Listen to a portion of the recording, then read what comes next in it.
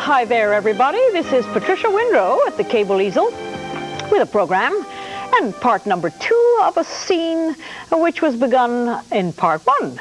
And it's a pond or lake, as you might please to call it, in Brightwaters, here on the south shore of our very favorite spot, Long Island, because this is local origination programming, and we go out and shoot a scene of the viewing area, and we find that it is many, many times some of the most delicious places you can imagine to paint. This is one of them. This is the pond, which I have always called lake, Swan Lake, because there are so many swans. Many times during the year there are more swans than anybody can imagine. And so I've gotten this far with the study, and I was just about to start working on the tree on the left, and the time ran out. But we have another program here to try to accomplish and finish what we started. The drama of the tree on the side is obvious. It is one of those wonderful things that you look for as a painter, and then when you find it, you stop the car, you slam on the brakes, you get out the paints, and you go to work. So here we have the silhouette against the sky of this kind of, well, it's gnarled. I'm not sure I would be able to guess how old it is. I took a guess the last time at about 50 or 60 years. It could be more than that. But it's the kind of a wonderful, it's a sculptural piece, really, and you do obviously have to do the background first. And the sculptural piece about it is that it has lost these lower branches many years ago and have left all these sort of, rough and unexplained rough areas down here, which of course are are part of the composition and definitely part of the anatomy of this wonderful old tree. I'm using predominantly some Van Dyke browns, some greens, a touch of raw umber to get the darks, because I do not believe in using blacks. I never have. Black is a dead color. It's for doing things like smoke. Maybe not even smoke. Black is to be avoided at all costs. Maybe just draw with the black. So the combination of those colors is what I think is only fair to tell you about. That those are the colors I use to get these nice, rich, dark tones. I'm putting the darker colors on first because I need to know exactly where I'm going with the light ones. Now, all cylinders go around, and they have the distinction of being dark on one side and light on the other. And for the most part, the area in between is the mystifying one. I have here the center branch, which is really shot, as they would say. Some poor tree surgeon would say, yes, this tree is gone, shot, that's it. But that's what makes its character, is that it has gone through apparently a tremendous amount of upheaval, and it is now in the state that it's in, and that's one of the reasons that the subject is so intriguing. The middle section is more than likely going to be quite subtle, and is going to blend its way into, in a textured way, into the dark side. And then the light side is going to be much lighter indeed. This is where a shadow apparently comes, right here from this branch. When you see other techniques of doing these landscapes, and the formula is that it's all dark on one side and all light on the other, it isn't so. It doesn't work that way. Those things are just fantasies. They are not accurate in detail. So I'm working from this monitor of this study of the tree, which was done. Well, it was done just this past week. And the lighting, of course, was very dramatic. I would say that we were probably somewhere in the middle afternoon before it gets too dark here in the winter months, and the color of the colorlessness of this whole scene is one of the things that makes it intriguing. Colorless is a sort of a relative term, because things are not really ever colorless. They just don't have as much as you're used to in the average painting. But subtle and wonderful low-key toned pictures are very easy to live with, and they should always be looked at as something quite prized in a collection of landscapes. The brilliant landscapes are okay, but there is certainly room for all of these wonderful subtle ones. Now, this center branch here has got a lot of strange and textured stuff going on, which is going to have to be dealt with great care, otherwise it's going to be incomprehensible. Nobody's going to quite understand what is happening here. So when you have something as incomprehensible as the structure of a tree that has many bumps and holes and cracks and crevices and so on, you have to make sure that you interpret them properly, otherwise they make no sense, and that's more irritating than anything. You'd rather not have the tree there at all if it doesn't make any sense in what it's trying to tell you. Let me see. Oh yes, this wonderful dark area goes way down here. Now this is a combination of a very deep purple tone. Here, that nice sharp line against the paleness of that center branch is what I'm after here, and then it does run into some bark patterns, and they must be interpreted. You are not doing a seed catalog, and you're not doing an ad for a nursery. You're doing a painting, which means that you must interpret some of these things and not be too literal. But what you want to do is to get the general flavor of it. And this is where the light hits that side, and where some of the little holes pick up shadows and so on. But for the most part, you have to try to be sure that you use the reference material carefully, but also that you interpret in an interesting way. I have a feeling that this over here is extremely textured. It looks like the tree has really maybe have to fall under the tree surgeon's knife very soon. I have a feeling that this branch is not long for this world. It apparently has been too badly eaten over the years with whatever eats these things, weevils and horrid things. But this branch back here is very, very textured and very dramatic, and it's got a sort of a wonderful, unexplained dark area in there, which is more than likely a damage or a hole. Here we have a rather intense hole that has been left from a broken branch, and that causes a nice texture to it too. And also another one there, and another one here, and they all fall under the business of observing how these things take place. This shadow here is coming from this branch over here, and it's falling across the tree. Tells you the shape of the tree at the same time. Tells you that this branch is going off in that direction. And when you finally learn to observe these things, or if you are interested enough in observing them, you'll find yourself forever intrigued with the way these things work themselves into your palette. Here are those wonderful swans again. Well, I'll get to them in a minute. Here is the texture of the tree once again coming down.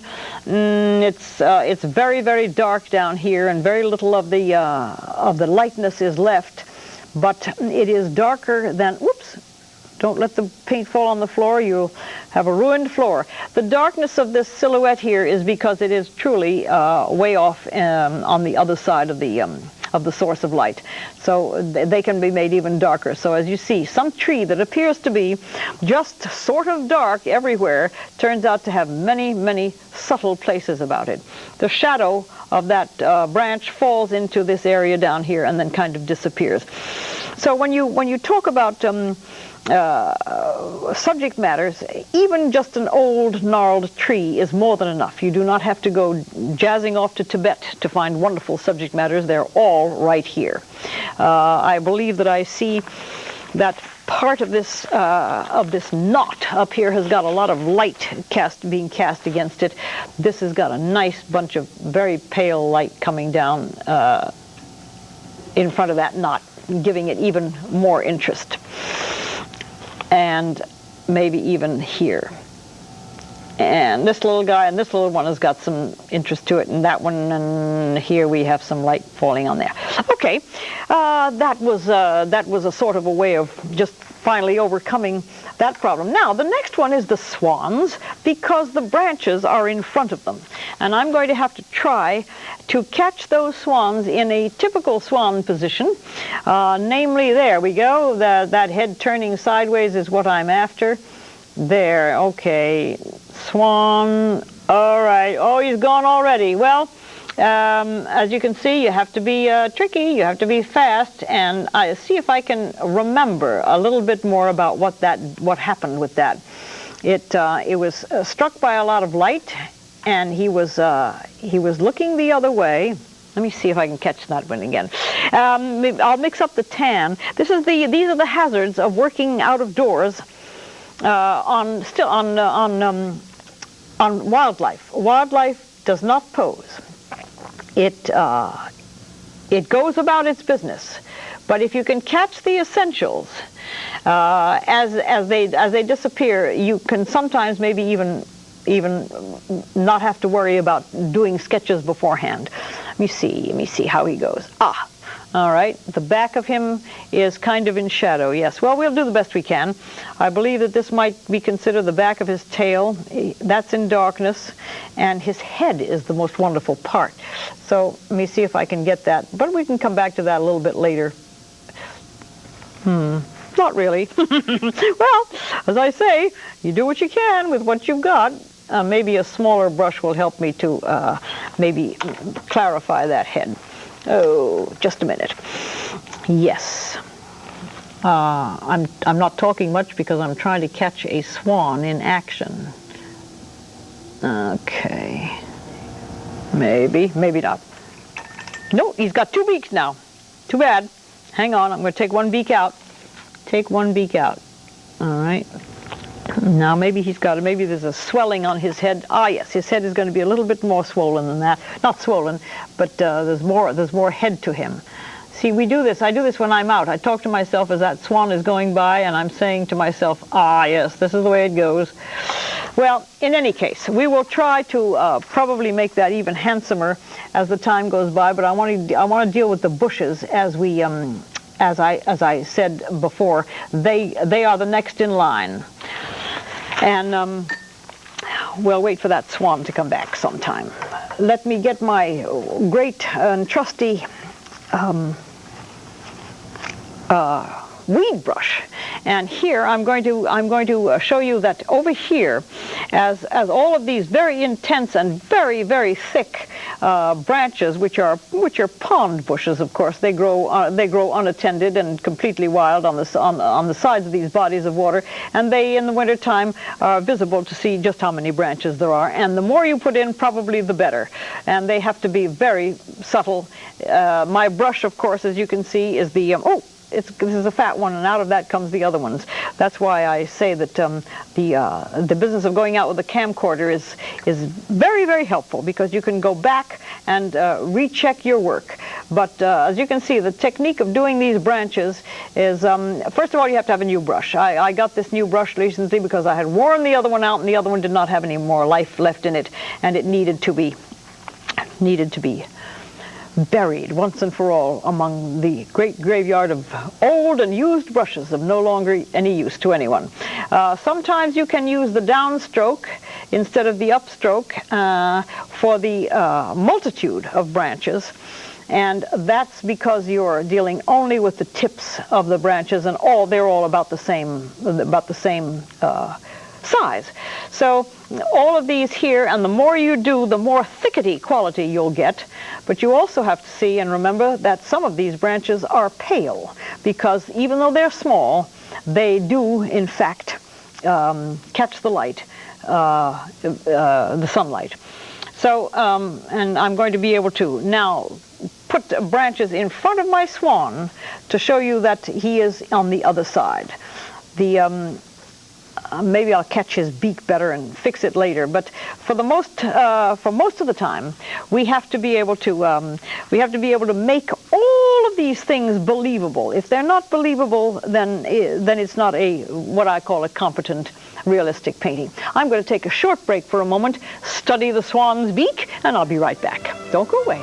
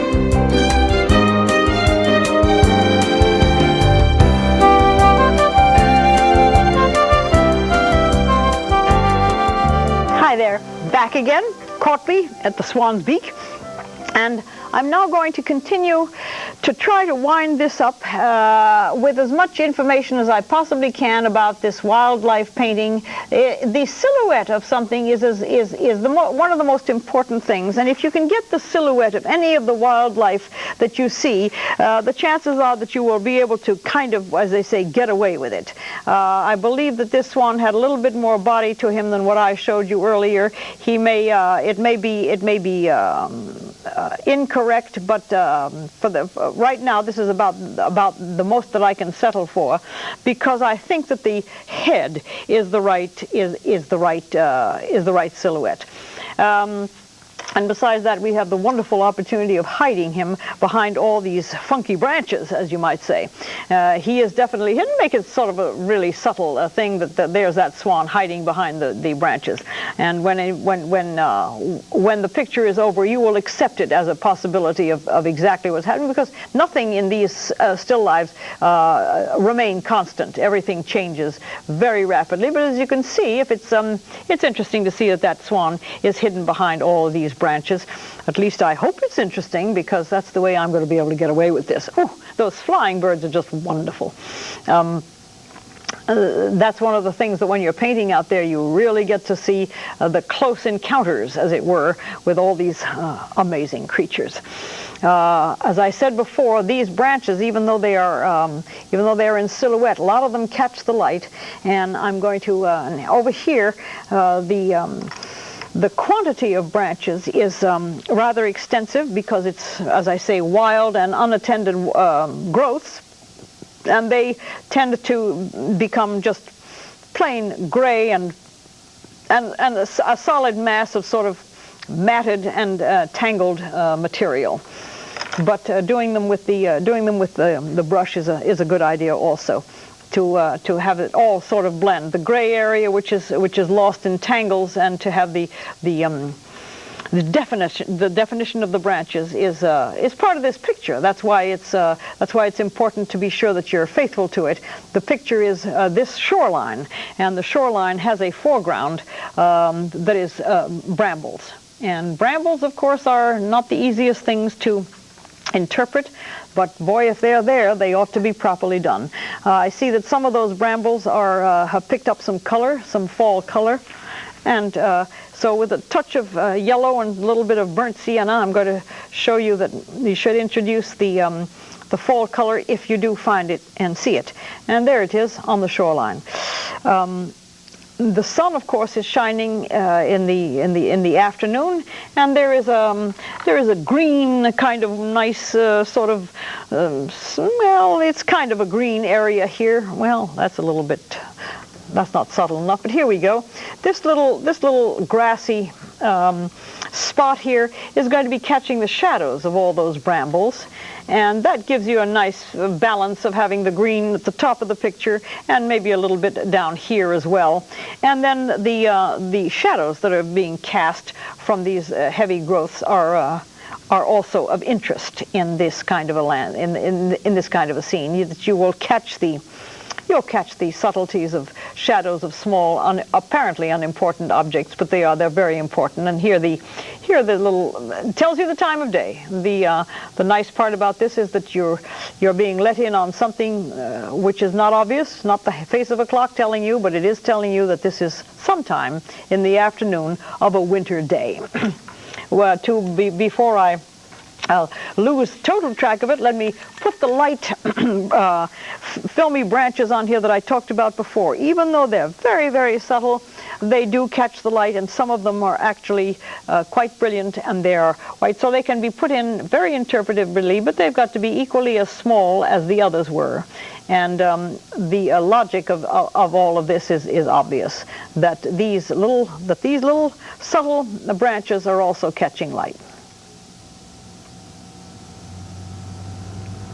So, the winter is definitely upon us, and the possibilities of doing wonderful winter scenes are here, and this is the time to catch it, because when the weather is beautiful and warm, people have a tendency to go to the beach and just lie about.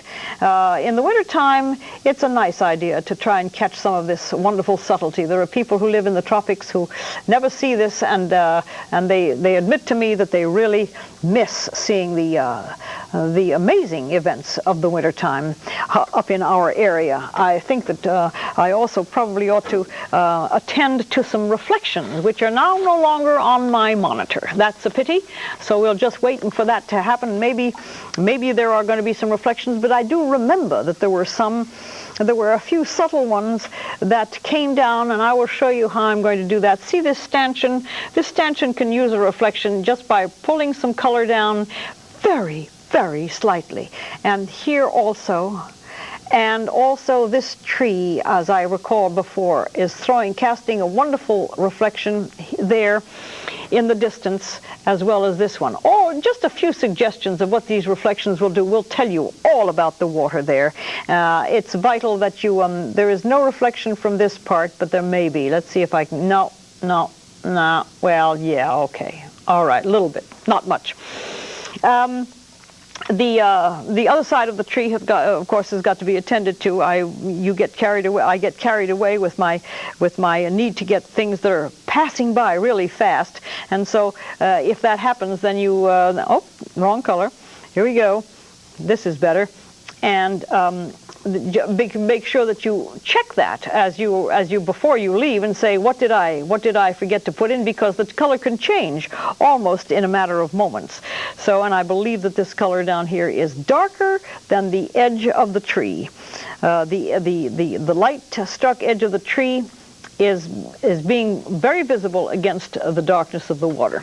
So let me see if I can bring another swan in here, maybe off in the distance someplace, just so that we don't have one single one. Maybe I can just put him over here, and obviously the size of this swan is going to change because he's much farther away, something to be attended to. But they do have a wonderful and very distinctive profile, and you might just be able to catch one in profile, which is of course the most simple way of tackling these. That needs to have a little bit of shadow and some substance given to it, because they do all have shadows on them, and the texture, of course, is vital.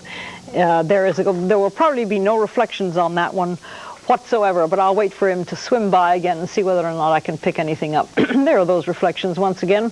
Ah, yes, the rear of his tail is usually darker and in shadow, so that'll give some logic to this, that his tail, the tail feathers are in shadow. Ah, and he casts a shadow on the water as well. He is casting a shadow on the water this way. Oh, there is a reflection. Wonderful. Let's just put that in. This is the shadow going this way because the sun is over there. But then there is a reflection that is going to be coming down here. And it's a reverse reflection. Let me see. His beak is not white. The beaks are not white at all. They have some color to them. Not much, but some. So you have to try to be faithful to these things. Let me see. There was a reflection. That swan had a reflection. There's no question about it. Not much, but some. And you can kind of get away with that. And you can also maybe kind of get away with this. And some of the darkness for the back of the tail would be reflected as well. So, subtle things, very subtle. As long as we've almost completed this, just let me talk to you about signing pictures. Signing pictures should be done preferably with handwriting, not necessarily printed. Vincent van Gogh wrote his. Sometimes he printed it. Rembrandt printed his. Picasso writes his. Dali writes his. I'm going to write mine. I like the idea of being able to get a nice clean brush and get these very fine lines for the name, and nobody can imitate this. So that's why one should try to do one's handwriting. And sometimes the year is important. Maybe people are going to want to know that this was here in 1991, in the winter of 1991. Well, let me talk for a moment. Oh, well, no, wait a minute. I see something I haven't done, and that means that I have 2 more minutes in which to do it. There is the need to darken this. See, when you talk about the other programs that show you how to do trees, and they just sort of rely on something hitting the canvas and hoping that it looks like a tree, it's just not right. These branches up here have a dark side to them, of course, and I wanted to make sure that they got in there so that you can see what I'm talking about. The dark side of these branches is actually as important as the light side. So. Once again, we have tried to do a rather large scene in a short space of time, but as I say, talking to you like this continuously, hoping that you are really getting something out of it, means that maybe my presence here on the television is instructional. Maybe it isn't just entertainment, and I'm hoping that it does have some instructional value to it. These little dots are lost leaves that have been left behind, and the wind hasn't gotten them yet, but they are nevertheless there. Here is a winter scene done last year. It's signed 1991, so that was last November or December when we had a nice snowfall. That's West Meadow Beach, cottages, and this is the same sort of area, but that's in the dead of summer. So you can see that there is a possibility at all times of year for wonderful studies of this area, and I find that the more I talk about people going out and doing this kind of thing, the more people actually do stop me and say, I have done it and it's great fun. Well, in the meantime, I'm certainly glad that you tuned in today. I hope that you will enjoy your winter, paint, be productive, and I'll see you the next time. Bye-bye.